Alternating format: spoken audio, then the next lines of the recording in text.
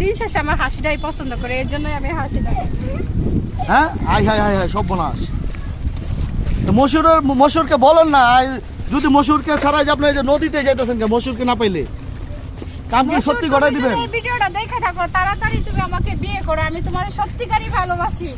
আর তুমি যদি বিয়ে না করো তাহলে সত্যি সত্যি নদীতে আমি পড়ে মরে যাবো। কিন্তু নদীতে সাঁতার জানেন আপনি?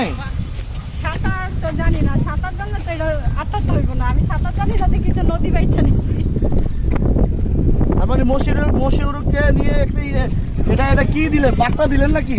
হ্যাঁ, আমি মশুরের নিয়ে এটা বার্তাই দিছি। আমি মশুরকে অনেক ভালোবাসি। ও আমার বিয়ে না করলে আত্মহত্যা করবো, আর আমার আত্মহত্যার জন্য একমাত্র মশুরের বাবা মা সবাই দায়ী থাকবে।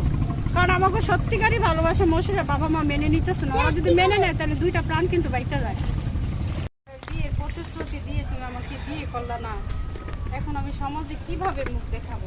আপনার কোন মশুরের কথা বলতেছেন? কি হয়েছে, ঘটনা কি? ঘটনা শুনে আপনারা কি করবেন? আর আপনারা কোথা থেকে আসছেন?